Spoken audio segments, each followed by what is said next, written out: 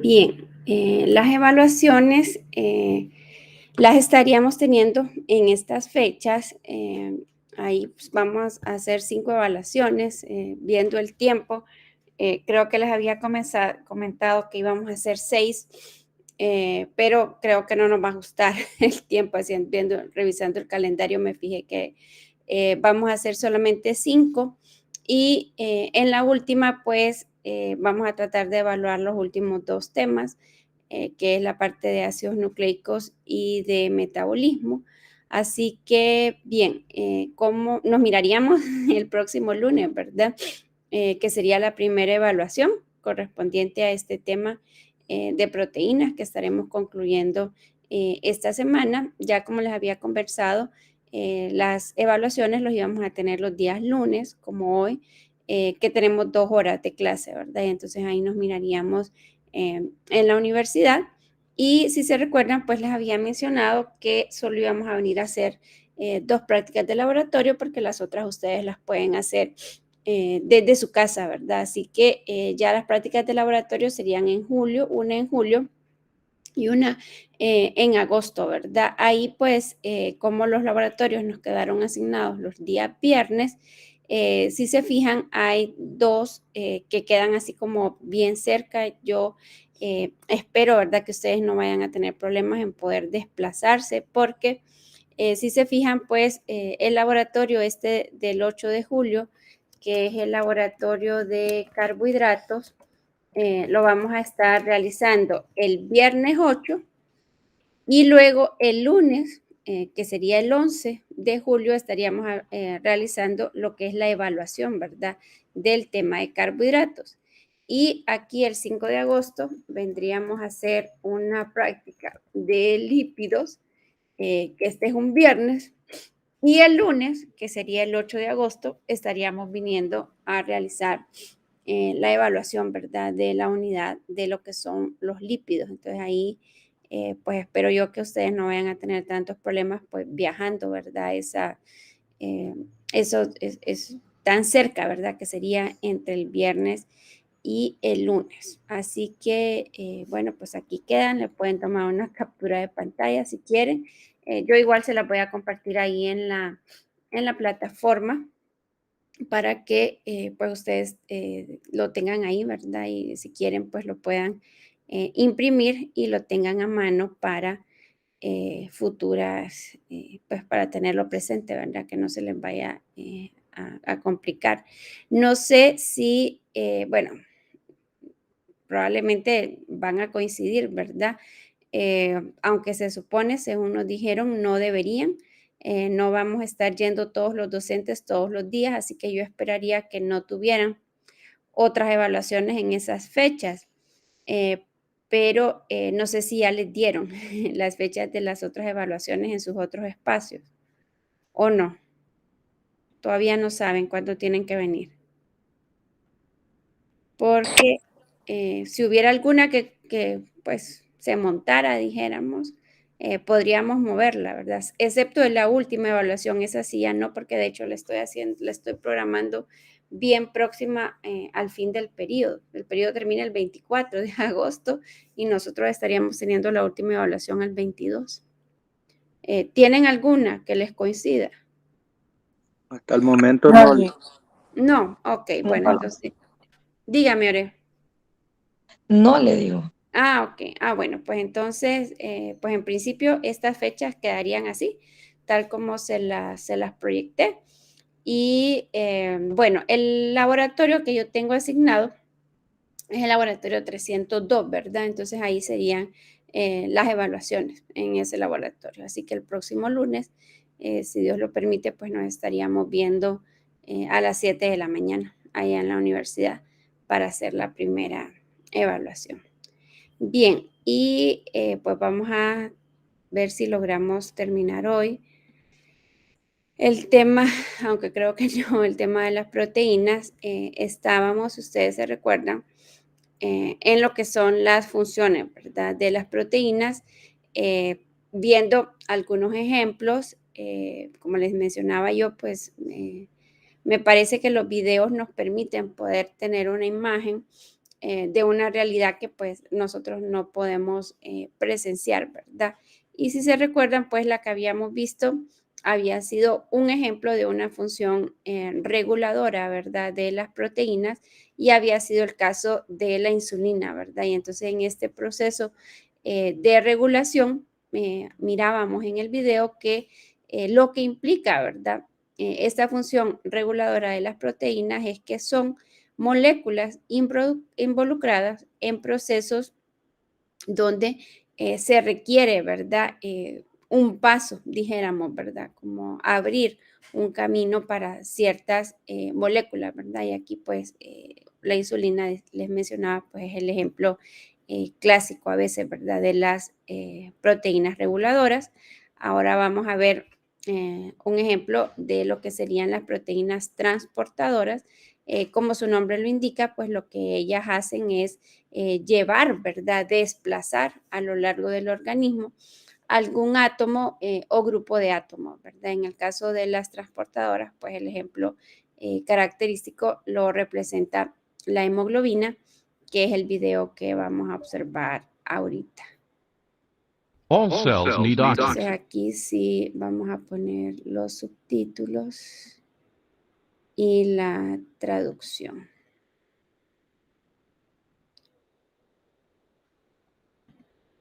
Y lo vamos a tratar de poner un poco lento para que puedan leerlo sin mucho problema. It is the essential fuel which is necessary to enable cells to stay alive and to carry out their various activities. Bringing oxygen to the cells requires the uptake of oxygen from the air in the lungs, its transportation in the blood, and its delivery to cells all over the body. The first step is the taking up of oxygen by blood flowing through fine capillaries in the walls of the lungs' air sacs, or alveoli. The oxygen molecules change from their state as a gas freely circulating in the air. Aquí quiero que nos fijemos en el color, ¿verdad? Si ustedes se fijan, estas que vienen aquí atrás vienen de color morado. Estos puntos que vemos de color blanco aquí representan a las moléculas de oxígeno y podemos observar, ¿verdad? Aquí que cuando estos que representan los eritrocitos, ¿verdad? Los glóbulos rojos, que es la célula donde se encuentra la hemoglobina, pues cambian de color, ¿verdad? Y entonces aquí, pues esta es un proceso. Aquí recordemos que esta es una hemoglobina que viene desoxigenada, ¿verdad? Es decir, sin oxígeno. Este color rojo intenso, ¿verdad? Que conocemos de la sangre es característico de los eritrocitos que sí contienen el oxígeno, ¿verdad? Para que se fijen aquí, lo voy a retroceder un par de segundos, solo para que pongan atención a ese cambio, ¿verdad? De color en los eritrocitos cuando se une, ¿verdad? La molécula de oxígeno. From their state as a gas freely circulating in the air, dissolving into a solution in the plasma within the capillaries of the alveoli.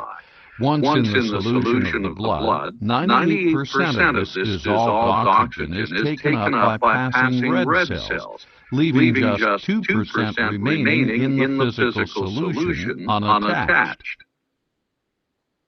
Red cells are particularly well suited to transporting oxygen because they contain a special oxygen-binding protein known as hemoglobin. Each molecule of hemoglobin itself contains 4 molecules of heme, an iron-containing pigment, which binds oxygen loosely and reversibly. Hemoglobin that is fully saturated with oxygen is bright red and is called oxyhemoglobin. On the other hand, hemoglobin that is not saturated with oxygen is purplish blue in color and is called deoxyhemoglobin.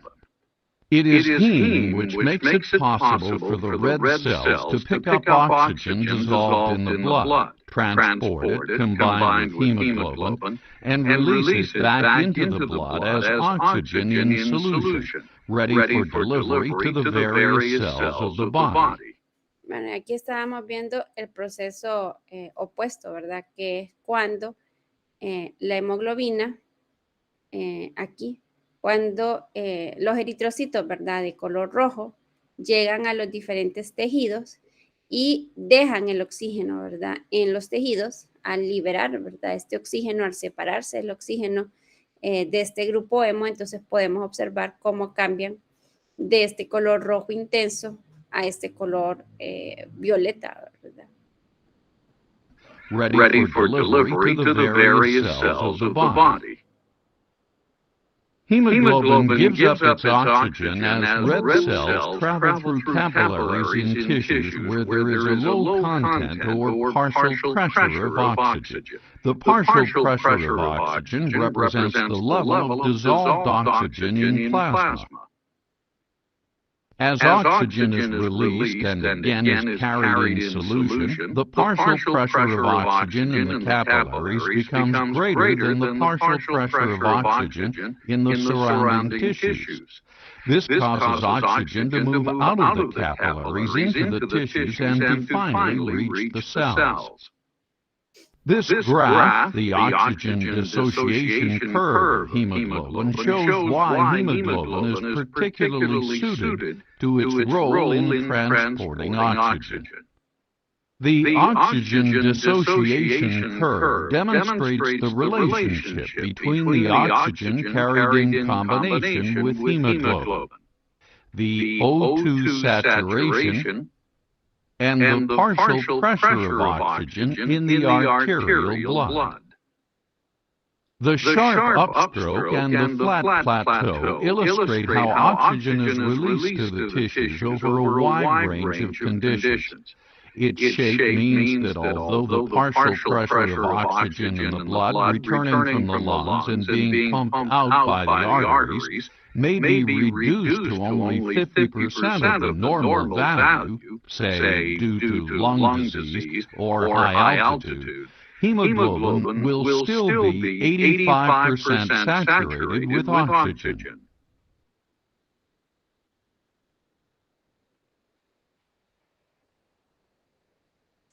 Bien, y de este video, esta última parte, lo que les quería explicar es, bueno, no sé si ustedes se dieron cuenta, pero o lo escucharon, ¿verdad?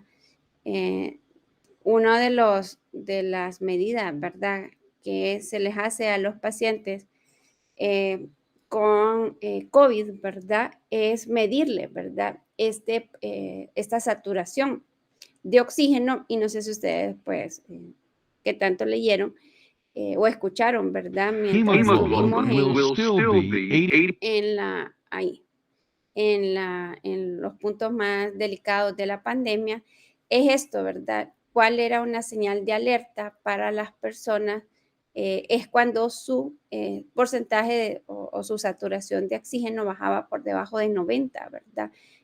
Incluso hay personas, yo por ejemplo conozco una señora que su saturación de oxígeno llegó a 20%, ¿verdad? Es decir, realmente tenía limitada este suministro de oxígeno, que es lo que hemos dicho, ¿verdad? Y aquí es donde les digo yo que es importante pues traer todas estas, toda nuestra historia, ¿verdad? A lo largo de la carrera, aquí estamos hablando, o el video nos venía hablando, ¿verdad? Acerca de lo que son las presiones parciales. Se recuerdan, ¿verdad? Ya de sus clases de física, pues aquí esta presión parcial de oxígeno que nosotros tengamos está relacionada. Porque eso es lo que miden. No sé si a ustedes pues, se han enfermado del COVID, pero estos oxímetros, uno siente cuando uno mete el dedo ahí, que uno siente que el aparatito hace una presión, ¿verdad?, sobre uno, y lo que está calculando ahí, pues es justo el aparatito, el oxímetro lo que mide es la presión parcial a través del caso de los dedos, ¿verdad? Y lo que ocurre es que, como estamos viendo aquí, hay una relación, ¿verdad?, entre lo que es la presión parcial y la saturación, que sea, qué tanto oxígeno realmente nosotros, qué tan saturadas, ¿verdad?, están nuestros glóbulos rojos de oxígeno, ¿verdad? Y por eso es que es de donde provenía esta medida ahí, solo para que lo tuviéramos pues ahí presente, ¿verdad? Bien, bueno, y esa es la función. Ahí si ustedes se fijan, realmente quien transporta el oxígeno no es, bueno, sí es la proteína, ¿verdad? Pero dentro de la proteína, específicamente como mirábamos ahí en el video, pues es el grupo hemo, ¿verdad? El responsable de transportar, de unirse, ¿verdad? De fijarse. Ahí no sé si ustedes tuvieron el detalle, pero en el caso del grupo hemo lo que tenemos es un ion, hierro, ¿verdad? Porque aquí también haciendo como trayendo a nuestra mente, ¿verdad? Quizá ustedes han oído hablar de las personas con anemia, ¿verdad? Las personas con anemia lo que ocurre es que tienen un bajo cuando le toman esta muestra en sangre y miden la cantidad de hemoglobina, pues lo que tienen la hemoglobina la tienen un poco baja, ¿verdad? Entonces, normalmente alguien sabe qué le mandan a una persona que tiene anemia. ¿Alguno de ustedes sabe?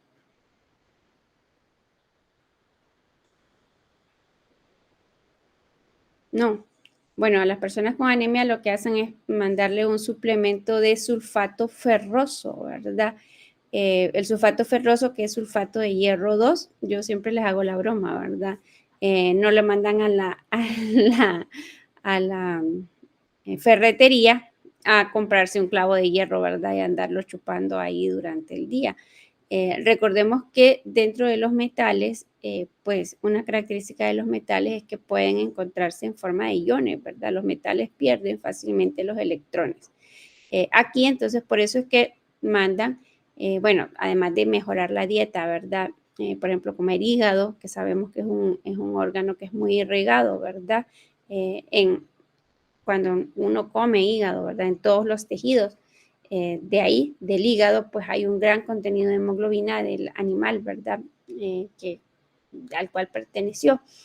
Los frijoles, por ejemplo, también son alimentos que son ricos en hierro y entonces mandan a esto, ¿verdad? A mejorar la dieta, pero nuevamente aquí cuando uno piensa en el hígado, cuando uno piensa en los frijoles, por ejemplo, no es que tienen el hierro metálico, de los clavos que les digo yo, ¿verdad? Sino que lo que contienen es este hierro 2 y no sé si de ahí se fijaron en el video, pero ahí mirábamos en el grupo hemo, en el centro justo del grupo hemo, aparecía este ion hierro 2 más, ¿verdad? ¿Y por qué? Entonces a las personas normalmente tener, ¿verdad? Una hemoglobina baja está relacionada con tener niveles de hierro bajos, ¿verdad? Y entonces si no tenemos una gran concentración de hierro, pues, bueno, una concentración adecuada, entonces, ¿qué es lo que pasa? Que no podemos tener, ¿verdad? A este grupo hemo, que como decíamos, es parte de esta proteína. Cuando uno piensa en la clasificación de las proteínas se pueden clasificar por varios criterios, de acuerdo, por ejemplo, si son desde el punto de vista nutricional, podemos hablar de que están las proteínas completas y las proteínas incompletas. Ya hoy les voy a dejar una asignación respecto a esta clasificación que les estoy diciendo. Y luego hay otra que es de acuerdo con su composición. Y entonces están lo que son las proteínas simples, que solamente contienen aminoácidos, y están las proteínas conjugadas, aquellas que además de tener una porción de aminoácidos, como es el caso de la hemoglobina, aquí estos tubos que nosotros vemos, pues es la estructura terciaria, ¿verdad? De la hemoglobina. Tiene entonces esta composición que es de aminoácidos, ¿verdad? Porque ya decíamos, la estructura terciaria depende de la secundaria depende de la primaria y la primaria es la secuencia de aminoácidos. Pero dentro de estas conjugadas, entonces podemos tener, por ejemplo, lo que son las metaloproteínas, que son proteínas que contienen una parte de aminoácidos, pero que además contienen una porción de metales, ¿verdad? Entonces aquí usted podrá consumir los aminoácidos necesarios a través de la dieta y podrá usted sintetizar, dijéramos, la porción proteica de la hemoglobina. Pero si carece o el suministro de hierro es muy bajo, entonces usted estará limitado en cuanto a la cantidad de grupo hemo que nosotros tengamos, ¿verdad? Y como esta proteína es conjugada, es decir, es el conjunto de las dos, de la porción proteica con la porción metálica, pues sí falta, ¿verdad? Este metal que ya les digo yo que no es el metal de, como en los clavos de hierro, ¿verdad? Sino que es el ion hierro 2+, pues entonces la proteína no está, no puede, ¿verdad?, cumplir su función, porque la proteína es este conjunto de la porción metálica con la porción proteica, ¿verdad? Y bueno, también están las lipoproteínas. Cuando miremos lípidos vamos a hablar, ¿verdad? Vamos a retomar, vamos a volver sobre las proteínas y vamos a hablar de las lipoproteínas. En el caso de los carbohidratos también están las glicoproteínas, que son aquellas que tienen una porción proteica y una porción de carbohidratos. Y cuando lleguemos a ácidos nucleicos vamos a hablar de las nucleoproteínas, ¿verdad? Que son las que tienen una porción proteica y también tienen una porción de ácidos nucleicos, ¿verdad? Entonces aquí solo para que tratemos de ir pues comprendiendo, ¿verdad? Muchos de estos pues términos que uno utiliza y que, bueno, como profesor de ciencias pues debe de poder explicar, ¿verdad? Otra función, además de las que ya mencionábamos, ¿verdad? Que son las reguladoras, que mirábamos el ejemplo de la insulina, esta que estábamos viendo ahorita de la función transportadora. Vamos a hablar acerca de lo que serían las proteínas de almacenamiento, ¿verdad? Cuando nos referimos a las proteínas de almacenamiento son, y lo mirábamos, ¿verdad? En el video introductorio, decíamos, ¿verdad? Bajo ciertas condiciones, nuestro cuerpo podrá hacer uso de las proteínas como una fuente, ¿verdad?, de energía. No son las proteínas la materia prima, dijéramos, o la fuente principal de energía para nuestro organismo. Lo constituyen los carbohidratos, pero en personas que tienen una dieta restringida, su cuerpo, y quizá hemos escuchado esta expresión, ¿verdad?, de que el cuerpo se come al cuerpo, es porque comienza a consumir, ¿verdad?, lo que son las proteínas, ¿verdad?, porque pueden tener, ¿verdad?, el cuerpo puede acudir a las proteínas para obtener energía. Quizá esto lo vemos más gráficamente en el caso de las personas mayores, ¿verdad? Si ustedes pues, han vivido con sus abuelitos y los recuerdan, estando un poco más jóvenes, dijéramos, una de las cosas que se va perdiendo con la edad es la masa muscular, ¿verdad? Es decir, eventualmente en nuestro cuerpo, pues lo hemos visto, las personas mayores van dejando de comer ciertos alimentos porque pues este proceso, ¿verdad?, de deterioro del organismo, pues ya ciertas comidas pues les caen pesadas, ¿verdad? Ya no pueden digerirlos. Entonces cada vez van comiendo, su menú va siendo menos completo, menos variado, van comiendo menos cosas. Yo me acuerdo que mi abuela, ella terminaba, era café café con leche y galletas, ¿verdad? Era casi todo lo que ella comía. De desayuno y de cena, por ejemplo, una sopa, dijéramos, al mediodía, comía muy poco ya para el final de sus años. Y efectivamente uno va viendo, ¿verdad? Y el cuerpo sigue manteniéndose, ¿verdad? Entonces, ¿qué pasa si no ingerimos lo necesario? Pues nuestro cuerpo hará uso de él, ¿verdad? Así que, pues, pensar en esto de esta idea de cuál es la función, ¿verdad?, que cumple. Aquí en algunos libros hablan de almacenamiento, en algunos otros hablan de reserva, ¿verdad? Otro ejemplo interesante con esto de las proteínas de reserva o de almacenamiento es, por ejemplo, el caso de la clara del huevo, ¿verdad?, que es la que vamos a utilizar nosotros en nuestra próxima actividad experimental. La clara de huevo tiene albúmina. ¿Para qué ponen huevo las gallinas ustedes? A ver, ¿alguno de ustedes que me diga? ¿Para qué ponen huevo la gallina? ¿Cuál es la Para función? proteger todo lo que está contenido adentro. No, pues sí, pero la gallina, ¿por qué pone huevos? ¿Cuál es la finalidad de poner huevos?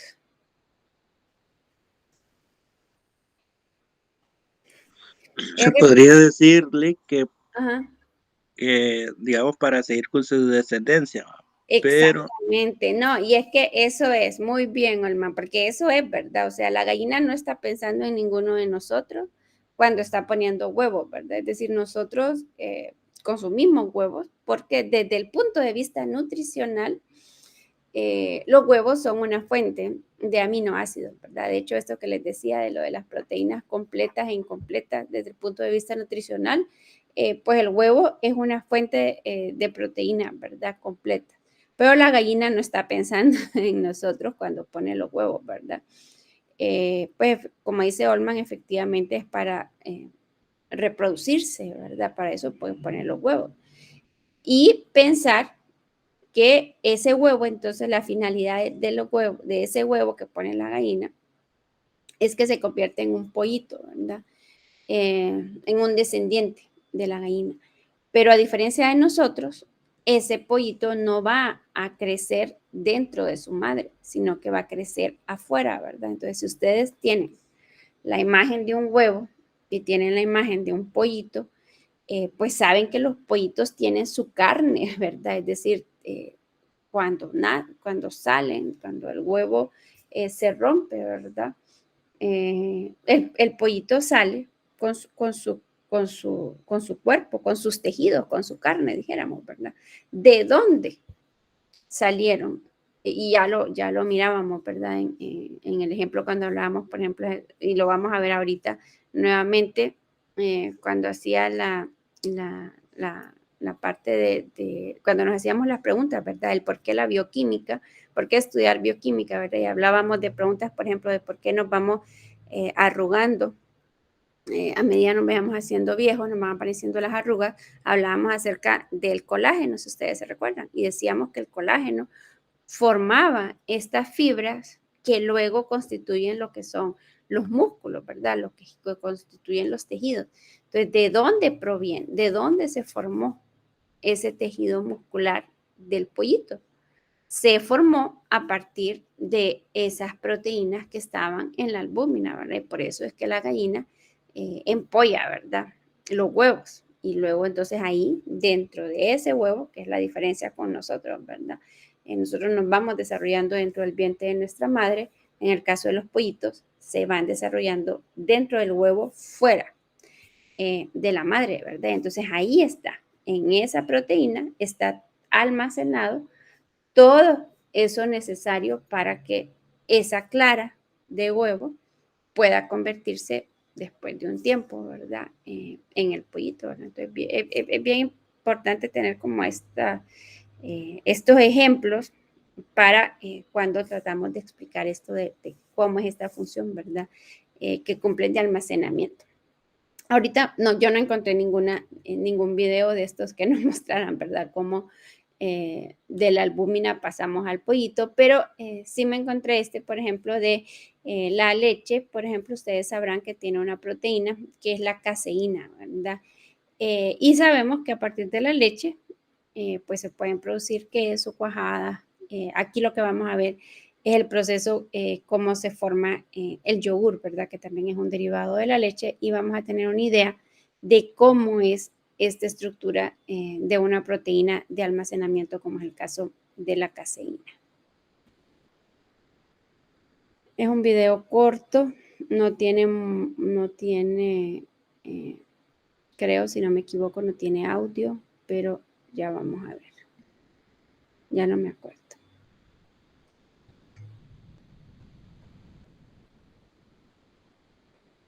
Aquí es de la leche al yogur, ¿verdad?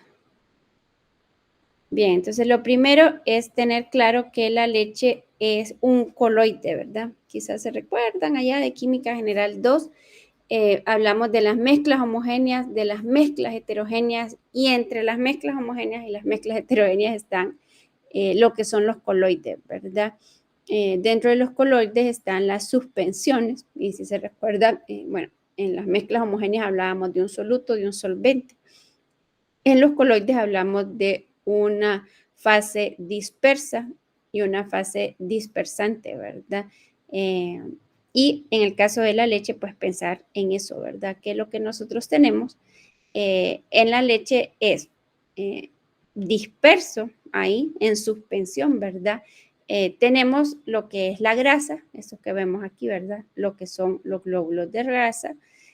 Tenemos agua, ¿verdad? Un medio acuoso, y que sería la fase dispersante, y dispersa en esa solución acuosa tenemos lo que son los glóbulos de grasa, y tenemos lo que son las micelas de la proteína caseína, ¿verdad? Que son estos como bolitas de algodón que vemos acá.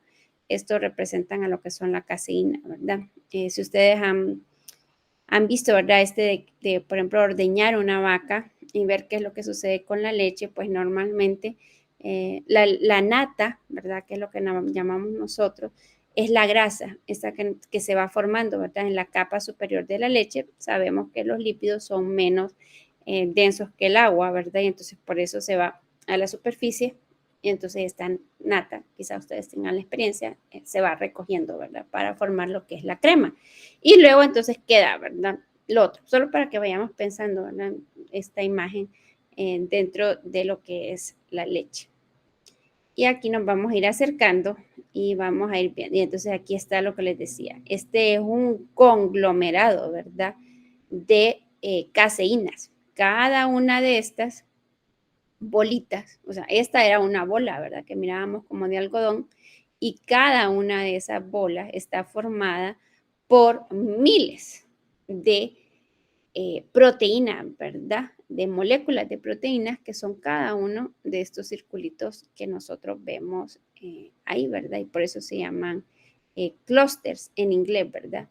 Aquí lo que nos están dando es un corte, es decir, la están cortando por la mitad para que nosotros podamos identificar que dentro de este conglomerado de caseínas están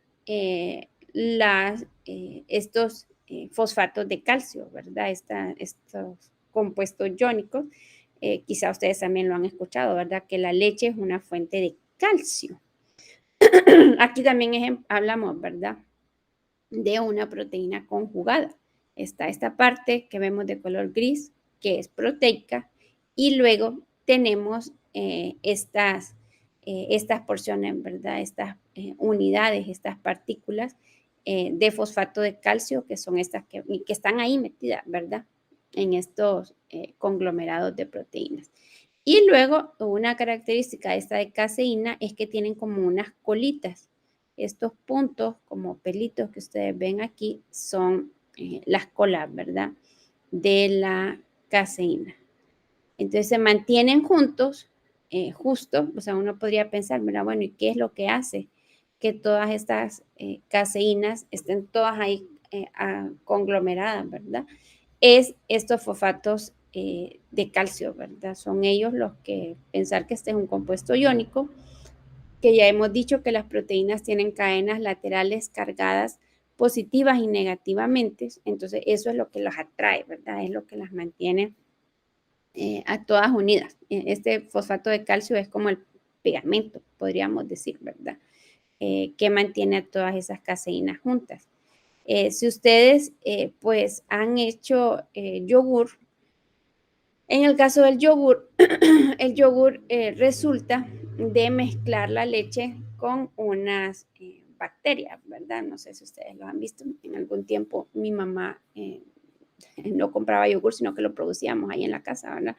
Entonces le dan este cultivo de bacterias, y entonces hay que ir poniendo la leche a las bacterias, y entonces las bacterias van, van degradando la leche y se va formando el yogur. Entonces uno tiene que ir sacando el yogur tiene que ir limpiando las bacterias y poniéndolas en leche nueva, ¿verdad? Y esos cultivos bacterianos, mientras usted los cuide, pueden durarle muchísimo tiempo. En algún momento mi mamá dijo, ya no más, y dejó de producir yogur, ¿verdad? Pero entonces pensar qué es lo que van haciendo las bacterias. Pues las bacterias van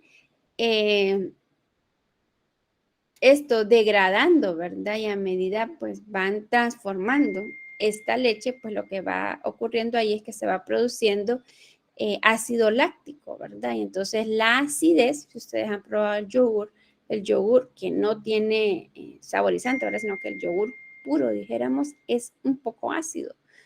Por eso, ¿verdad? Porque las bacterias van produciendo ácido láctico. Entonces, ¿qué va ocurriendo con ese medio? Ese medio se va haciendo más ácido, ¿verdad? Al irse haciendo más ácido y como el compuesto iónico que tenemos ahí, que es el fosfato de calcio, comienza a disolverse en ese ácido láctico y entonces vamos a ir viendo que, y aquí no sé si se fijaron, pero va cambiando el color, cambió el color, aquí lo voy a retroceder un poquito, de cómo teníamos la leche blanca y se va oscureciendo, aquí quizá lo van viendo mejor, cómo va cambiando a medida se van mezclando con las bacterias. Y otra cosa que va ocurriendo, no sé si se fijan ahí, es que la caseína perdió esa cola, ¿verdad? Que decíamos que tenía. El fosfato de calcio, como les decía, se va perdiendo. Y como era el fosfato de calcio lo que las mantenía juntas, entonces, ¿qué ocurre con estas caseínas? Pues estas caseínas comienzan a separarse, ¿verdad? Pero a medida, bueno, ahí siguen las bacterias, ¿verdad? Degradando la leche, el medio continúa haciéndose más ácido, ¿verdad? Y entonces llega un momento en donde esas caseínas, debido a la acidez, y es el último tema que vamos a ver, ¿verdad? Se comienzan a desnaturalizar, ¿verdad? Y entonces eso vuelve a hacer que se vuelvan a formar estos conglomerados. Lo que hemos visto, por ejemplo, cuando cocinamos el huevo, la cocción del huevo es un proceso de desnaturalización. Entonces se forma, ¿verdad?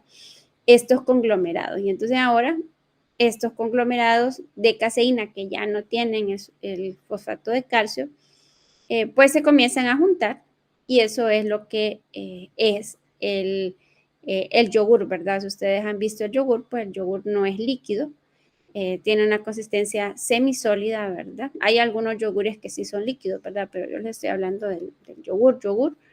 Tiene esta consistencia semisólida, ¿verdad? Que es debido a cómo se vuelven ya los restos de la caseína, ya la desnaturalizada, se comienzan a unir, ¿verdad? Bueno, entonces esta es el tercero, ¿verdad? Ya hablábamos de las reguladoras, de las de transporte, de las de almacenamiento. Ahora, si tienen alguna pregunta, me la pueden hacer, ¿verdad? Ahora vamos a hablar de las protectoras. Permítanme que les voy a compartir aquí. Dentro de las protectoras están los anticuerpos, ¿verdad? Podríamos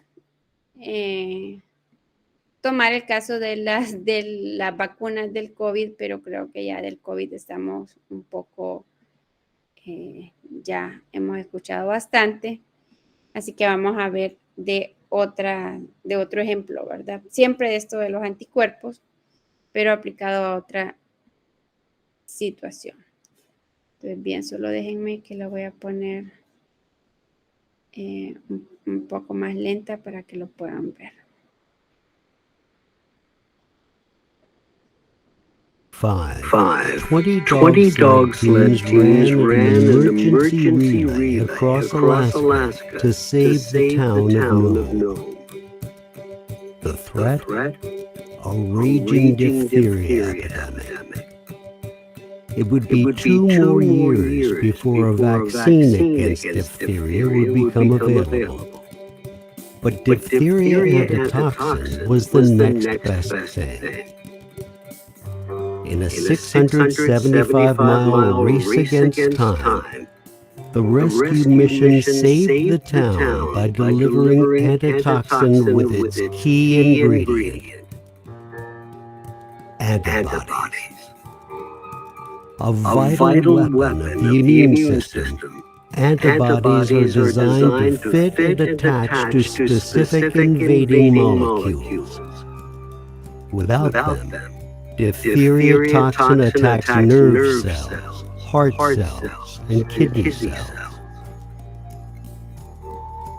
Once attacked by these deadly molecules, the cell stops functioning and is doomed to die. By attaching to the cell's receptors, the toxin burns through cell after cell, attacking nerves that control breathing, heart rate, or kidney function. When antibodies arrive, everything changes. Instead of attaching to the cell's receptors, the toxin now binds with surrounding antibodies, blocking it from attaching to cells. But diphtheria antitoxin provides only temporary protection because its antibodies will run out. This is called passive immunity. When the immune system makes its own antibodies, it's called active immunity, which is what a vaccine creates.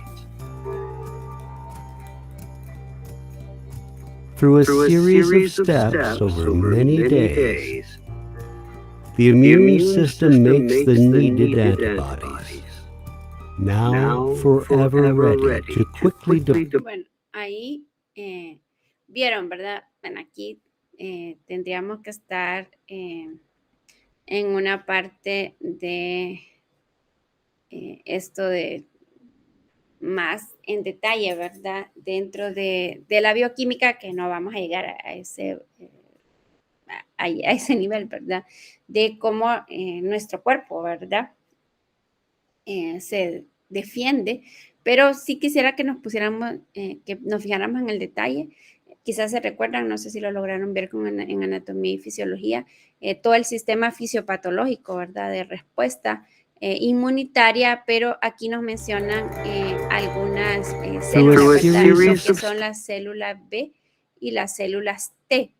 Y lo que quisiera que vieran aquí, en esta, ¿verdad? En lo que son las células T, es como a partir de una célula, porque la célula se vuelve, ¿verdad?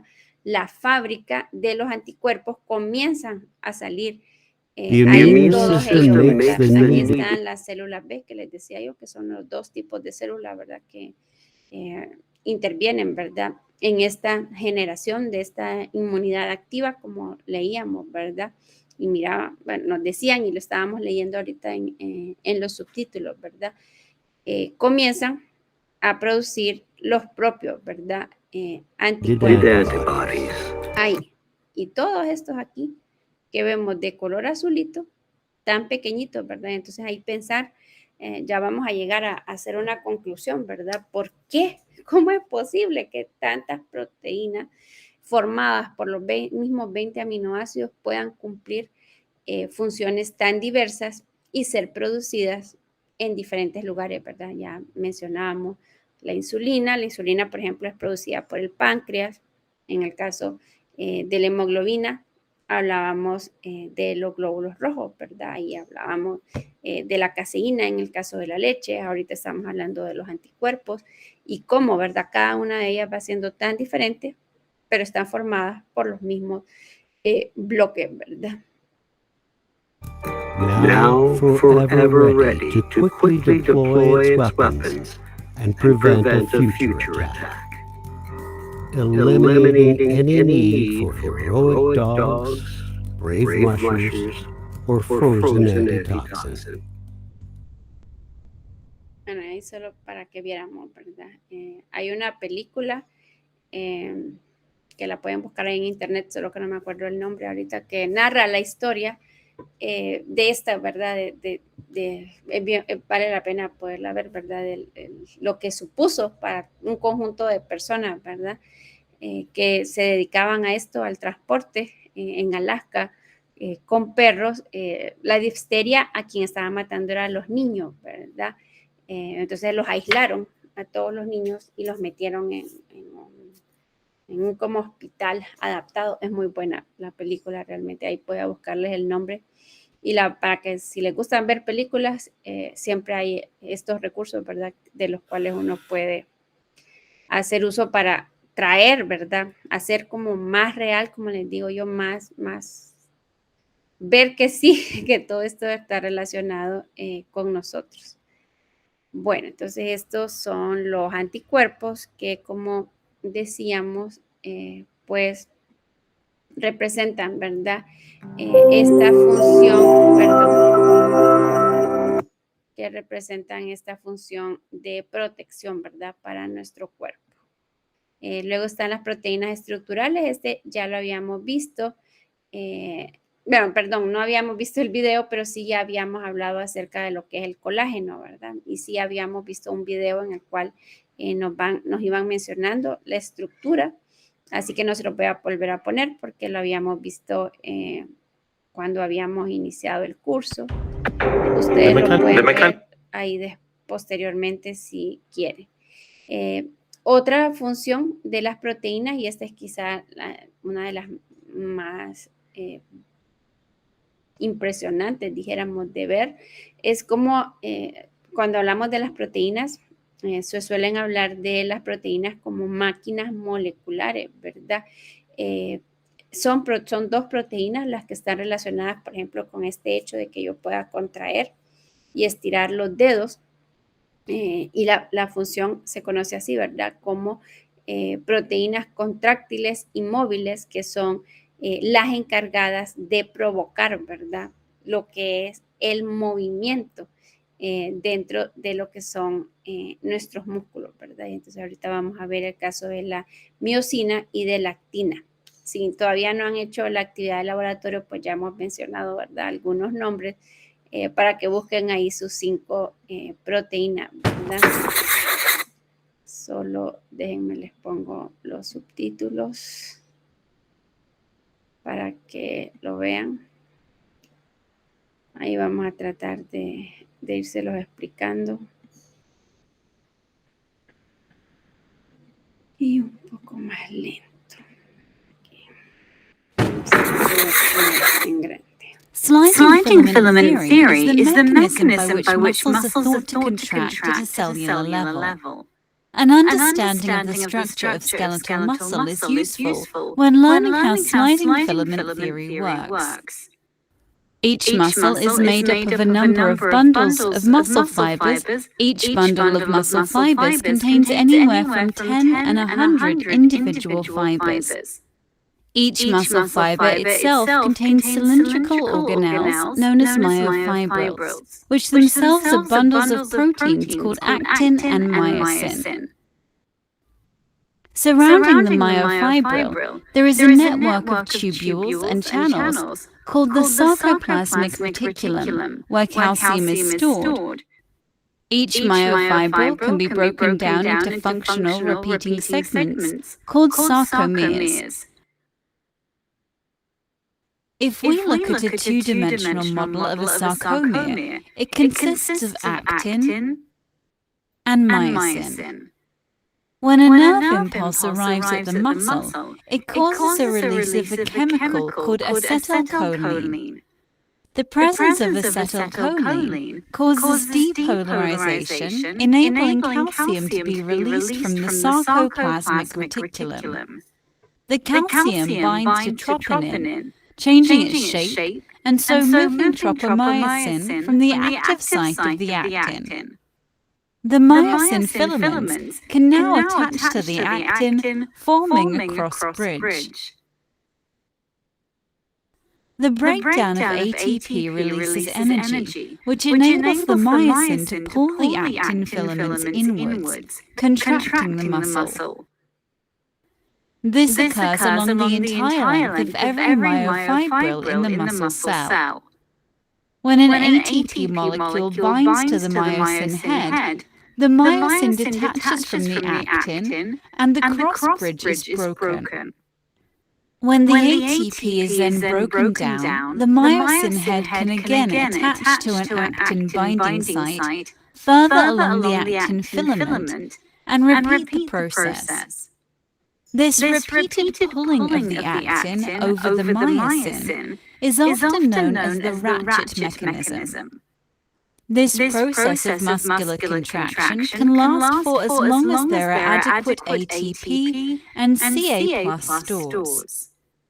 Once the nerve impulse stops, the Ca+ is pumped back to the sarcoplasmic reticulum, and the actin returns to its resting position, causing the muscle to lengthen and relax. Bueno, entonces ahí lo vieron, ¿verdad? Cómo realmente van, ¿verdad? Entre las dos, moviendo, haciendo que se muevan, ¿verdad? Las fibras entre lo que es la miosina y la actina, ¿verdad? Y por eso es que se habla de esta función de contractilidad y movilidad, ¿verdad? Que son proteínas responsables de que los músculos se contraigan y de que los músculos se vayan moviendo, ¿verdad? Y bueno, la última es la función de las enzimas. Este video pues lo vamos a dejar para cuando comencemos el tema de las enzimas, porque como función de las proteínas, esta es a la que le vamos a dedicar un poco más de estudio, ¿verdad? Las enzimas pues son catalizadores biológicos, son un tipo particular de proteínas cuya función es acelerar, ¿verdad? La velocidad a la cual ocurren las reacciones en nuestro cuerpo. Así que esta la vamos a ver con mayor detalle después. Entonces, la pregunta, esta que les decía yo, ¿cuán diversas son las proteínas? Pues ya lo hemos visto, ¿verdad? Hay proteínas que pueden ser grandes o pequeñas, dependiendo, ¿verdad?, de cuál sea la función que esté cumpliendo. En el caso de los anticuerpos, si se fijaron dentro de todos los videos, los anticuerpos son las proteínas más pequeñas. Algunas de ellas pues son afines con el agua, otras son insolubles en el agua, como mirábamos en el caso de la caseína. Algunas pueden existir solas o como parte de una estructura de unidades múltiples, como es el caso de la hemoglobina, que decíamos que estaba formada por 4 subunidades, ¿verdad? Y pues pueden cambiar de forma, lo que estábamos viendo ahorita con la miosina y la actina, o pueden permanecer virtualmente inmóviles, ¿verdad? Como es el caso de la insulina, ¿verdad? Entonces, ¿cómo es que todo esto puede ser tan diverso, ¿verdad? Pues todas estas diferencias surgen justo de hecho de la secuencia de aminoácidos, ¿verdad?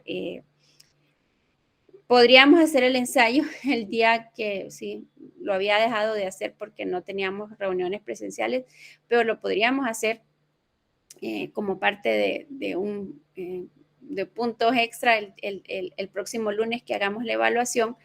Les voy a llevar, se las voy a buscar, les voy a llevar una cuerda y les voy a llevar 20 cuentas, ¿verdad? Bueno, quizás no 20, les voy a llevar unas 40 para que podamos tener más visual, y al final me la van a entregar. Y van a ver que cada uno de ustedes va a hacer un patrón diferente, teniendo el mismo número de cuentas, de los mismos colores, es decir, teniendo los 20 aminoácidos, la posibilidad de ordenar esos 40 aminoácidos, siendo 20, porque les estaría dando variado, ¿verdad? Pero que todos llevaran al menos uno de los 20 aminoácidos, nos vamos a dar cuenta con esa actividad de que la posibilidad de mezclar 20 aminoácidos, cuando estamos hablando de, por ejemplo, la hemoglobina, que es una proteína que tiene más de 500 aminoácidos, la posibilidad de mezcla es casi infinita, ¿verdad? Entonces, el hecho de que nosotros tengamos tantas proteínas en nuestro cuerpo, cumpliendo funciones tan diversas y teniendo características tan distintas, está determinado por esto, ¿verdad? Porque cada una de las proteínas tiene una secuencia de aminoácidos, ¿verdad? Es decir, están formadas por las mismas piezas, pero cada proteína es única, ¿verdad? ¿verdad? Y eso es lo que hace que podamos tener tantas, ¿verdad? Las proteínas que están completamente plegadas, por ejemplo, como en el caso de la hemoglobina, tienen características de superficie distintas de aquellas que no tienen, ¿verdad? Esta característica, ¿verdad? De poderse plegar tanto, ¿verdad? Entonces ahí cada una de esas proteínas, ¿verdad? Se puede unir a otras moléculas de manera diferente y entonces puede cambiar, ¿verdad? Su forma, como mirábamos en el caso de la caseína, ¿verdad? Cuando a medida iba reaccionando con el ácido láctico que van produciendo las bacterias, pues van perdiendo parte de esa proteína, la cola que decíamos, el fosfato de calcio, y eso hace, ¿verdad?, que puedan cambiar en algunos casos de forma sutil, pero en algunos otros de forma un poco más dramática, ¿verdad? Bueno, y aquí están las citas de las fuentes que utilicé. No sé si tienen alguna pregunta o alguna duda de esta presentación, de algunas de las funciones que vimos, o está todo claro. Todo bien, Lic. Todo bien, ok. Sí. Bueno, entonces, para terminar con el tema de las proteínas, pues de lo que vamos a hablar es de la desnaturalización de las proteínas, ¿verdad? Que dentro de las reacciones que sufren, ya están viendo una presentación, ¿verdad? Ahí que dice desnaturalización de proteína, ¿o no? Sí, ya. Sí, ok, bueno. Entonces, bien, ¿a qué nos referimos, verdad? Cuando hablamos de la desnaturalización, pues aquí se los puse la definición, ¿verdad? La desnaturalización se define como el proceso por el cual una proteína pierde su forma nativa, es decir, la forma que naturalmente con la que se forma, por ejemplo, esta que mirábamos como de Y, para el caso de los anticuerpos, cuando pierde esta forma, que es la estructura terciaria, ¿verdad? A eso es a lo que llamamos desnaturalización, ¿verdad? Decíamos, la estructura terciaria está determinada por fuerzas intermoleculares, ¿verdad? Entonces, justo aquí es la pérdida de la forma nativa debido a la ruptura de las interacciones débiles, ¿verdad? La función de la proteína está determinada por su forma, ¿verdad? Es decir, por esta disposición, por esta forma que tenga, y cuando se desnaturalizan, entonces pierden su importancia, ¿verdad? Biológica. Entonces, por eso les hacía el comentario de lo del huevo. ¿Cuál es la función del huevo? Convertirse en un pollito, ¿verdad? Porque en algún momento alguien me decía, licenciada, entonces los huevos no los tenemos que comer crudos. No, porque resulta que nosotros no vamos a tener pollito, ¿verdad? Es decir, para nosotros el huevo es un alimento, ¿verdad? No es que nosotros lo vamos a convertir en pollito. Entonces, cuando cocinamos el huevo, para nosotros sigue siendo útil porque los aminoácidos siguen estando ahí. Lo que ocurre es que la proteína ya pierde su estructura terciaria y ya a partir de un huevo cocido, de un huevo duro, de un huevo estrellado, de un huevo revuelto, ya de ahí no se va a poder formar un pollito, ¿verdad? Que era la que decíamos que era la función original, ¿verdad? Entonces ahí pues pensar en esto, ¿verdad? Que la desnaturalización implica la pérdida, ¿verdad? De la función, que la proteína se vuelva biológicamente inactiva. ¿Qué puede provocar la desnaturalización de una proteína? Cambios en el pH, ¿verdad? Porque ya decíamos, ¿verdad? Lo teníamos en medio ácido, en medio básico, en el punto iseléctrico, y vamos a tener a los aminoácidos en su forma de ion dipolar, en su forma catiónica, en su forma aniónica, ¿verdad? Entonces el pH modifica las cadenas laterales y eso puede afectar, ¿verdad? Estas interacciones, estas fuerzas intermoleculares de las cuales hablamos, ¿verdad? El disolver, por ejemplo, una proteína, los solventes orgánicos, ¿verdad? También rompen algunas interacciones, específicamente estas que hablábamos de las hidrofóbicas, el calor, ¿verdad? puede provocar, ¿verdad? También lo que vemos cuando cocinamos el huevo, ¿verdad? Porque se rompen fuerzas atractivas como son los puentes de hidrógeno. Importante es que ninguno de estos factores rompe los enlaces peptídicos, y por eso es que les digo yo, nosotros podemos seguir consumiendo huevo cocido y pues nosotros, como les decía, nuestra función es que el huevo nos provea de aminoácidos, ¿verdad? Y los aminoácidos siguen estando ahí. La estructura primaria no se pierde por la desnaturalización. La que se pierde es la estructura terciaria, ¿verdad? Entonces, bueno, lo que estamos hablando es esto, ¿verdad? Más o menos esta es la proteína normal, dijéramos, tiene todas estas formas que mirábamos en el banco de datos. Por desnaturalización, entonces lo que va a ocurrir es que esas proteínas, estas interacciones, ¿verdad? Que las mantenían juntas y que les daban esta forma, se rompen y entonces como que se estira, ¿verdad? La cadena, y hablamos de la proteína desnaturalizada.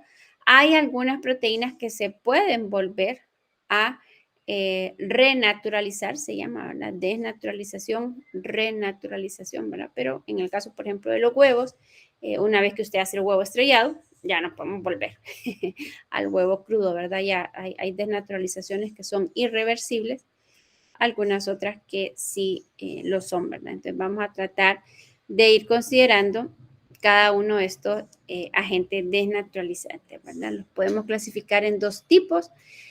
Agentes desnaturalizantes físicos, como es el calor, la agitación, las radiaciones, la presión, por ejemplo, son factores físicos que pueden provocar, ¿verdad?, la desnaturalización de las proteínas. Entonces, ¿qué pasa con el calor? Por ejemplo, este ejemplo que les decía yo, el del huevo frito, tenemos la albúmina, que tiene pues una estructura terciaria. Cuando la calentamos, entonces esa proteína pierde esta estructura terciaria, entonces se vuelve una proteína inactiva, ¿verdad? Si la desnaturalización es irreversible, entonces no hay forma de que volvamos a tener esta estructura terciaria original, ¿verdad? Y por eso les decía el ejemplo del huevo frito. Una vez que hemos freído el huevo, que tenemos, ¿verdad?, esta clara ya de color blanco, no transparente, entonces ya hay una desnaturalización, ¿verdad?, por efecto del calor. ¿Qué rompe el calor? El calor rompe principalmente lo que son los puentes de hidrógeno, que decíamos que se podían formar entre cadenas laterales, ¿verdad? Por ejemplo, el grupo H de la serina con un grupo carboxilo desprotonado, pues ahí el calor rompería, ¿verdad?, esos puentes de hidrógeno. Aquí lo podemos ver, ¿verdad?, cómo va cambiando, ¿verdad?, la albúmina cuando nosotros vamos cocinando un huevo, ¿verdad?, de ser completamente clara, o sea, transparente, perdón, a medida se va calentando, entonces vamos viendo cómo se va esto desnaturalizando, pero lo que vamos viendo es que se va como coagulando la clara hasta que la tenemos así, ¿verdad?, completamente blanca. La albúmina, y lo van a ver ustedes en sus casas cuando lo hagan, van a ver que la albúmina es soluble en agua, pero cuando se desnaturaliza se vuelve insoluble, ¿verdad? Entonces se pierden todas estas características que evidencian, ¿verdad?, que un cambio químico ha ocurrido, ¿verdad? Podemos, por ejemplo, hay un video que se lo voy a pasar, pero ya al final, que plantea de que sí podemos volver a tener un huevo a su estado original, no cuando se fríe, sino que únicamente cuando se cocina, ¿verdad?, un huevo duro. Pero bueno, ahí lo que implica es que la albúmina, que es rica, ¿verdad?, en estos enlaces, en estos grupos tiol, ¿verdad?, que contiene cisteína, esta es la estructura de la albúmina, ¿verdad?, nativa. Cuando se desnaturaliza, entonces lo que ocurre es que se rompen, ¿verdad?, estos puentes de hidrógeno, pero como contiene mucha cisteína, ese calor lo que hace es que se formen, ¿verdad? Estos puentes de disulfuro, ¿verdad? Y esa es la razón por la cual ya no podemos volver, ¿verdad?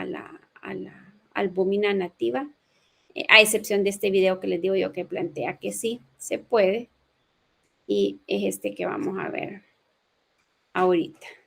Student, I write long essays that I work on for days, but now I'm writing. Espérenme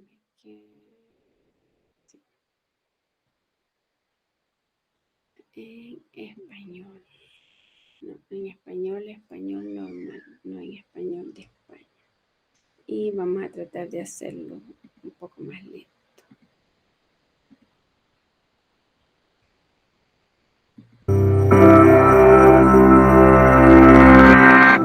It's so obvious that it's practically proverbial. You can't unboil an egg. Well, it turns out you can. Sort of. What thermal energy does to the egg's molecules, mechanical energy can undo. Eggs are mostly made of water and proteins. The proteins start off folded up into intricate shapes, held together by weak chemical bonds. Adding heat disrupts those bonds, allowing the proteins to unfold, uncoil, unwind, and wiggle freely. This process is called denaturing. The newly liberated proteins bump up against their neighbors and start to form new bonds with each other, more and more as the heat increases, until finally they're so entangled that they gel into a solid mass, a boiled egg. That entanglement might look permanent, but it's not. According to a chemical idea called the principle of microscopic reversibility, anything that happens, like egg proteins seizing up, can theoretically unhappen if you retrace your steps. But adding more heat will tangle the proteins further, and cooling them down will only freeze them. So here's the trick. Spin them around ridiculously fast. I'm not kidding. Here's how it works. First, scientists dissolve boiled egg whites in water with a chemical called urea, a small molecule that acts as a lubricant, coating the proteins' long strands and making it easier for them to glide past each other. Then, they spin that solution in a glass tube at a breakneck 5,000 rotations per minute, making the solution spread out into a thin film. Here's the key part. The solution nearest the wall spins faster than the solution closer to the middle. That difference in velocity creates shear stresses that repeatedly stretch and contract the proteins until eventually they snap back into their native shapes and stay there. By the time the centrifuge stops spinning, the egg white is back in its original unboiled state. This technique works with all sorts of proteins. Bigger, messier proteins can be more resistant to being pulled apart. So scientists attach a plastic bead to one end that adds extra stress and encourages it to fold up first. This unboiling method won't work with a whole egg in its shell, since the solution has to spread throughout a cylindrical chamber.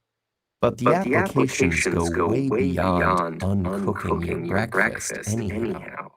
Many pharmaceuticals consist of proteins that are extremely expensive to produce, partly because they get stuck in tangled up aggregates, just like cooked egg whites, and have to be untangled and refolded before they can do their jobs. This spinning technique has the potential to be an easier, cheaper, and quicker method than other ways to refold proteins, so it may allow new drugs to be made available to more people faster. And there's one more thing you need to keep in mind before trying to uncook all of your food. Boiling an egg is actually an unusual cooking process. Because even though it changes the way proteins are shaped and bound together, it doesn't actually change their chemical identity. Most types of cooking are more like the famous Maillard reaction, which makes chemical changes that turn sugars and proteins into delicious caramel crunchiness, and are a lot harder to undo. So you might be able to unboil your egg, but I'm sorry to say you can't unfry it yet. Bueno, entonces ya vieron, ¿verdad? Que sí se podría volver a renaturalizar el huevo, ¿verdad? Pero solamente como mirábamos ahí en el video, el huevo cocido, ¿verdad? Ya una vez estrellado, aquí no se logra ver. Este es un huevo estrellado bien bonito, pero quizá ustedes han visto cuando uno pone, hace un huevo estrellado, a veces se forma esta, a mis hijos les gusta mucho, que es esta orilla como bien crujiente, ¿verdad? Que es de color café. Ya eso ya implica, ¿verdad? Esta reacción que mirábamos al final en el video, que ya reacciona, ¿verdad? La proteína con la grasa, y entonces ya ahí ya no es posible volver, ¿verdad? Porque ya se ha formado un compuesto totalmente diferente, entonces ya no es posible volverla a renaturalizar. Bueno, si tienen alguna pregunta en algún momento, saben que me la pueden hacer, ¿verdad? Otro, dentro de lo físico, ¿verdad? Mirábamos el calor, ahorita vamos a ver lo que es la agitación violenta, que de hecho lo mirábamos ahí, ¿verdad? Cuando se pone en la centrífuga, pero quizá si a alguno de ustedes les gusta la pastelería, y seguimos, ¿verdad? En el caso de las claras del huevo, pues el betún de antes, como les digo yo, el betún hecho de claras de huevo, pues justo es hecho de claras, ¿verdad? Pero cuando uno ve el pastel, no ve la clara tal como la estábamos viendo aquí, ¿verdad? En esta imagen, ¿verdad? Entonces, ¿qué es lo que ocurre? ¿Qué es lo que hacen las pasteleras? Pues lo que hacen las pasteleras es agitar, ¿verdad? En una batidora o con un agitador manual, como lo vemos aquí, ¿verdad?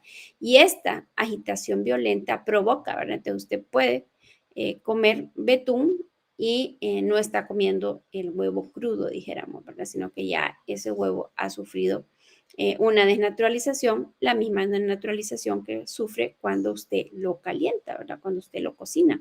Aquí no estamos hablando de un proceso de cocción porque no hay calor, ¿verdad? Pero sí hay agitación.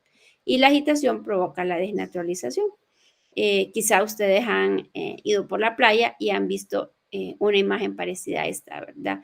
El agua de mar contiene proteínas y cuando las olas del mar revientan en la playa, entonces, ¿qué es lo que hay? También ahí hay una agitación violenta y también ahí entonces las proteínas que estaban en ese agua de mar se desnaturalizan, ¿verdad? Y esa es, no sé si alguna vez se lo habían preguntado, el por qué había espuma blanca en las playas, ¿verdad? Sobre todo, ¿verdad? Que es cuando, como les digo yo, que es cuando revienta, ¿verdad? Si uno va en un bote, por ejemplo, en una lancha, mar adentro, uno no logra ver esto, porque realmente esta agitación violenta se da cuando las olas revientan, ¿verdad? En la playa. ¿Sí? ¿Lo han visto o no? ¿O ya Sí.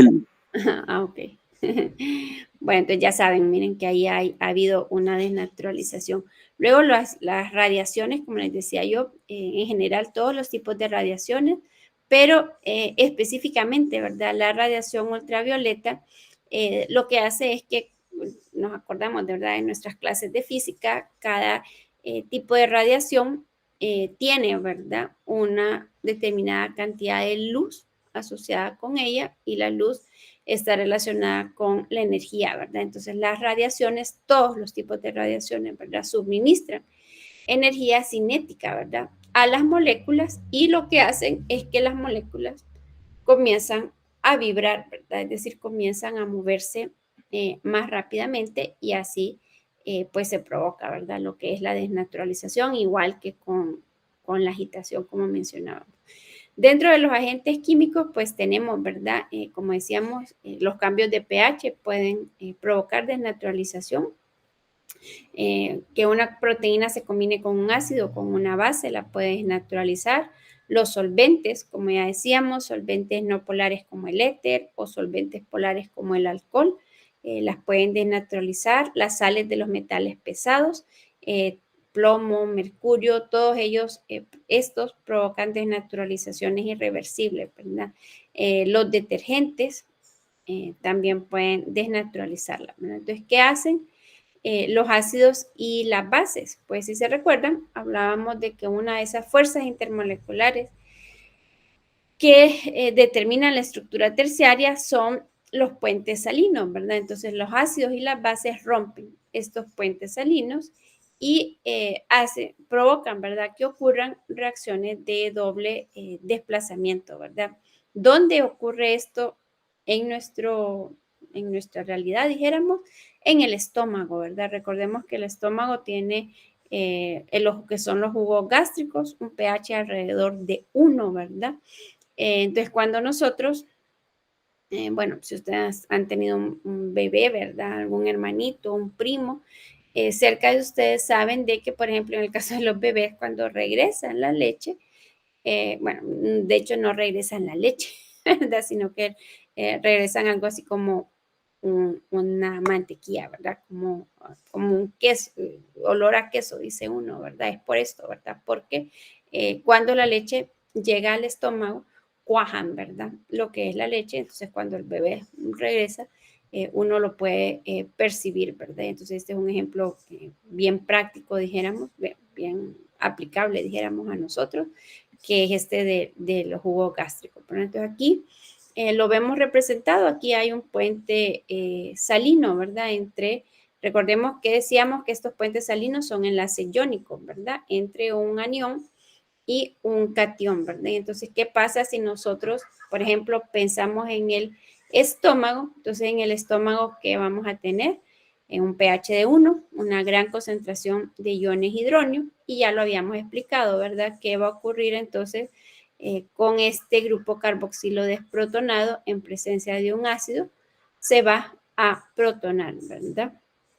Entonces ya este está neutro y este continúa con su carga positiva, ya no se van a atraer entre sí, pero sabemos, ¿verdad?, que, por ejemplo, y aquí en el jugo gástrico, pues lo que tenemos principalmente es ácido clorhídrico, ¿verdad?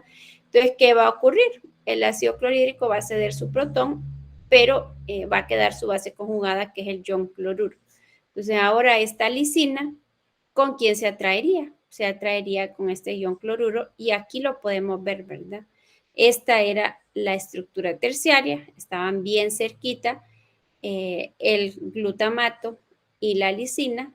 Cuando adicionamos el ácido, entonces aquí lo podemos ver, se protona este y entonces se separan, ¿verdad? Entonces aquí lo podemos ver. Aquí está la separación, ¿verdad?, que hemos dicho que es la desnaturalización.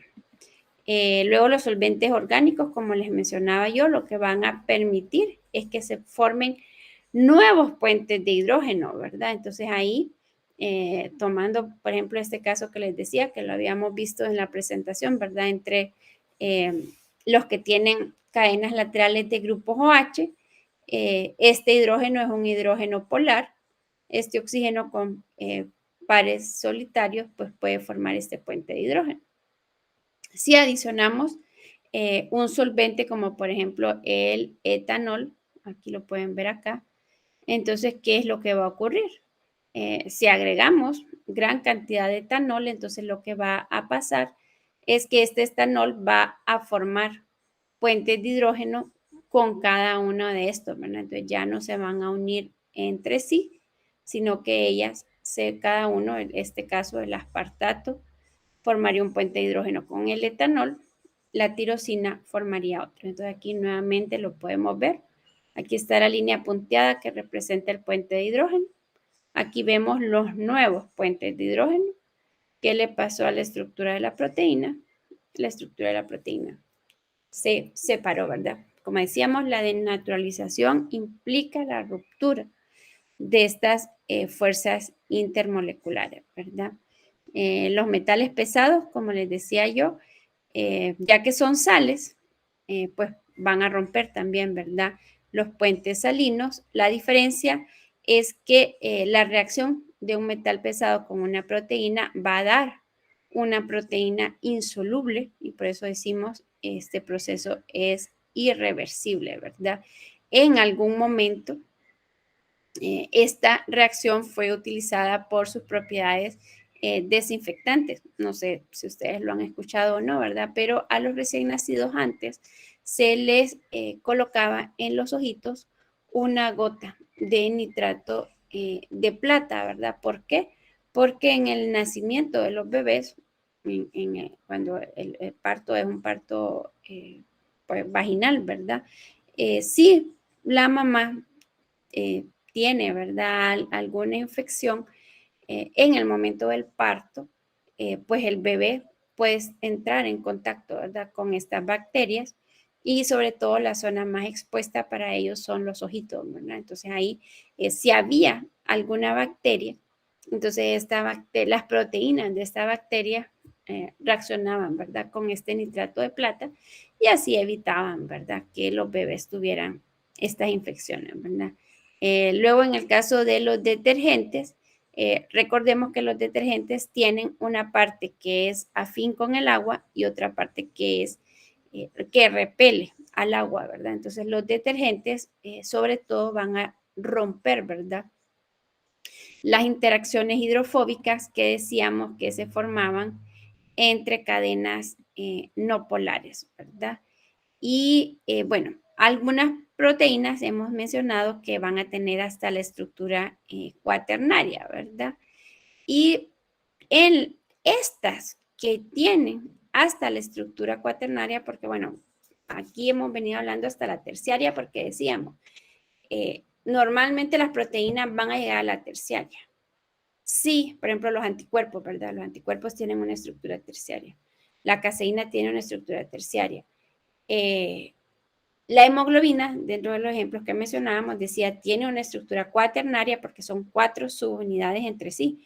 No todas van a llegar a la cuaternaria, pero sí todas van a llegar a la terciaria. Entonces, por eso hablamos de la desnaturalización como pérdida de la estructura terciaria. Pero también las que lleguen a tener esta estructura cuaternaria, pues también, ¿verdad? La perderían por estos factores que hemos mencionado, ¿verdad? Como por ejemplo en el caso de la hemoglobina, pues podría, ¿verdad? Desnaturalizarse por cualquiera de estos factores que ya mencionábamos. Bueno, fui un poco rápido, pero no sé si tienen alguna pregunta de esto de la desnaturalización o si quedó claro.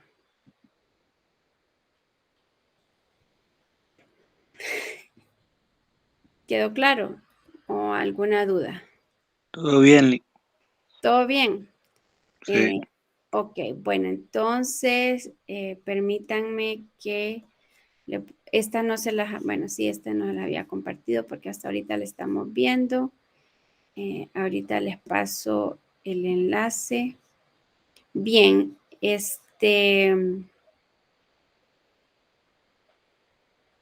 ¿no tienen preguntas? Por mi parte, ninguna, Litor.